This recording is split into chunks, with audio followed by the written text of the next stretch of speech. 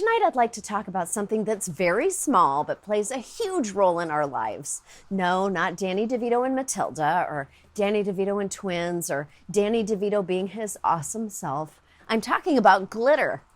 This is the story of glitter. Children love to use glitter. Glitter can be punk, it can be chic, it can be goth, it can be anything you want it to be. That's true. When I was 16, I secretly practiced my kissing technique on a paper mache doll sprinkled with glitter. Unfortunately, it wasn't as secret as I'd hoped. With the exception of the movie, human beings are drawn to glitter. We put that shit on everything. It's used as a political statement. Feel the rainbow, Newt? And on every surface imaginable. And used in everything from nail polish to automotive paint to fishing lures. Edible glitter has become a bit of a trend on, pastries, on coffee. I have the glitter roots. Would you glitter bomb your vagina? That's what some are doing. Can't we go back to a simpler time when we were happy to decorate our vaginas with just pipe cleaners, popsicle sticks, and googly eyes? Glitter has surprising practical uses. Researchers occasionally mix it with feed to track animals by their sparkly poop, and it's been used to solve crimes for decades. That's how the Wicked Witch tracked down Dorothy. Those ruby slippers left glitter everywhere. Glitter comes from the shiniest place on Earth, New Jersey, where it was invented in 1934. It's usually made from a combination of aluminum and plastic, and it's used for making all kinds of things bright and shiny. Cars, boats, clothing, cosmetics, and naturally, people trying to steal packages. Of course, it's only legal in states with sparkle your ground laws. But much like Johnny Depp, while glitter once seemed pretty great, it's actually super messy and can be toxic as hell. Glitter, like microbeads and soap, don't always get filtered out by treatment systems and oftentimes wind up in rivers, lakes, and oceans. It's just as hard to get rid of glitter in your house as it is in waterways and the ecosystem. Celebrations that may have happened years ago are still being unearthed. Glitter made out of plastic can take thousands of years to disappear from our environment. Which explains why King Tut's shriveled body still had such sick cheekbones.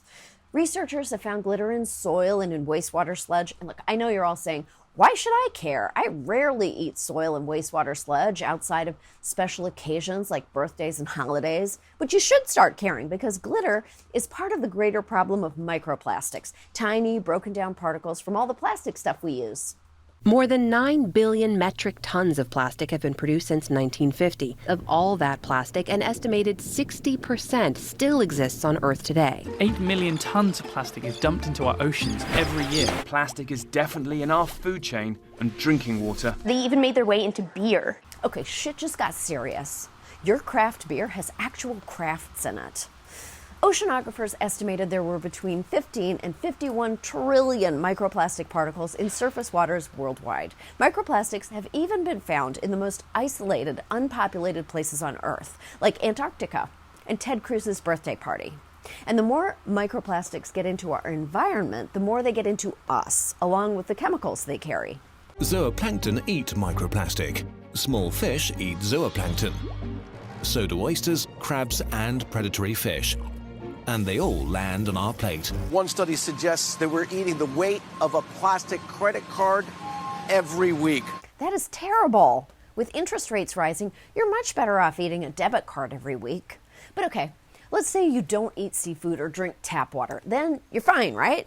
Scientists from the Netherlands and the UK recently identified microplastics in 2 areas of the human body where they have never been seen before, deep in the lungs of some surgical patients and in the blood of anonymous donors. We're now learning that it's possible to take in these particles through the air that we breathe. Inhaling fine particulates like microplastics has been linked to asthma, heart disease, and cancer. But don't panic, just take a deep breath and,